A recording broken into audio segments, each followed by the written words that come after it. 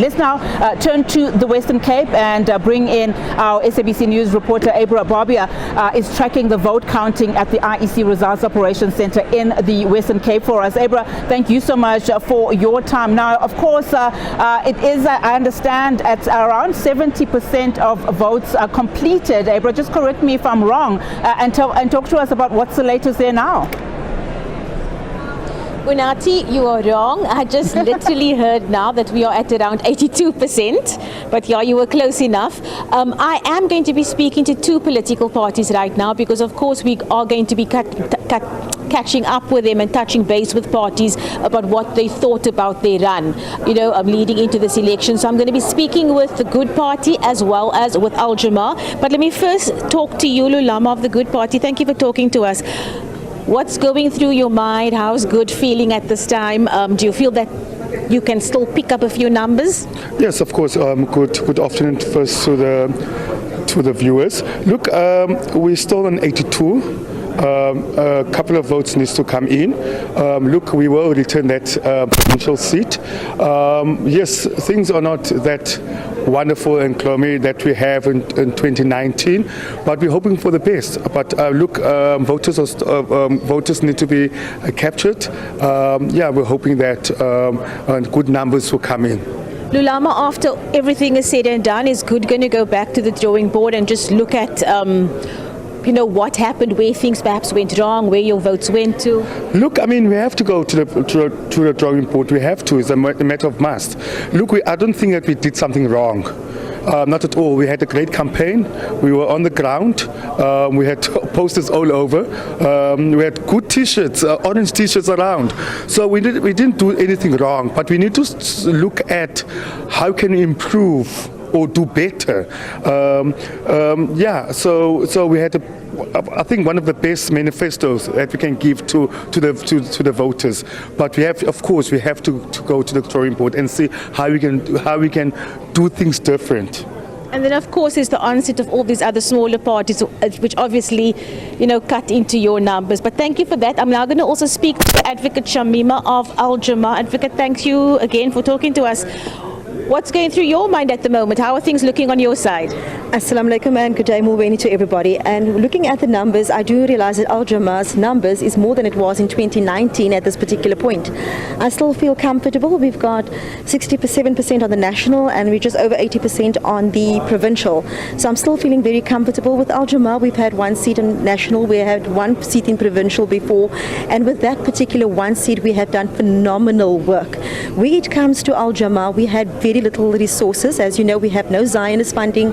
Our fund is dependent on people within the party, and here and there some small business might give you a small contribution.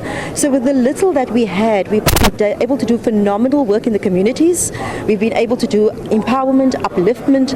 We've really worked hard, and that hard work is starting to show, despite, as I've noted you before, there has also been a real attempt to split the votes with regard to Jama-ah, and I'll discuss that after the elections a little bit further. But if despite that very real attempt, the numbers are reflective of itself to show that we have a specific constituency which is God-fearing people who is desirous of change and the desirous of that God consciousness within our political sphere. Because not only are we facing a genocide in Gaza, we are facing a genocide of our values, our morals and our constitutional rights in terms of our religion and our culture.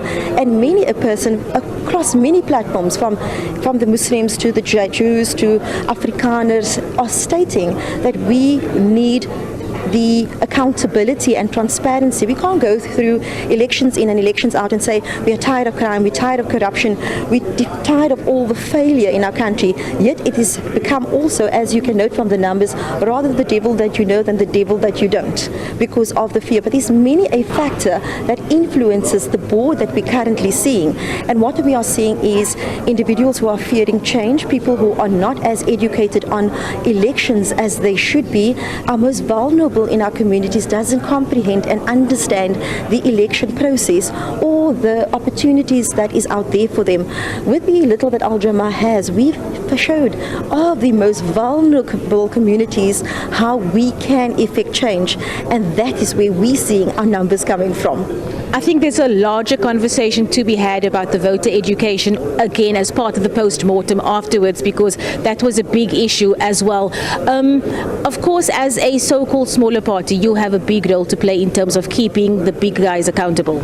No, absolutely. We've got to keep them accountable, transparent, as we have done in the past. And obviously, just remember, with one seat, people will say things like, oh, the smaller parties is just breaking up the vote and they are waste and all those type of things. But Jama-ah has proven that just with one seat, the amount of legislation work we have done on a national level as well as a provincial level, what you are capable of doing with one seat and how you're able to keep other entities accountable. So imagine if you have a little bit more seats, what you could and should have done, but you have failed to do in this country. I can actually concur with that, because your leader, Mr. Hanif Hendricks, is actually, he's very vocal in Parliament, so that reflects well on the party. Thank you so much for your time, ma'am. Well, Unathi, there you have it. Good and Jama-ah telling us where they stand right now and exactly what they're going to be doing going forward. And of course, Advocate Shamima of Jama-ah telling us that post-election, there's another conversation that she feels needs to be had, and that is about how parties were created to split votes in the already existing parties, and that's obviously something we have to look into going forward. Unathi? Absolutely, Abra. Thank you so much for that. Of course, Abra, just giving us those numbers there from the Western Cape.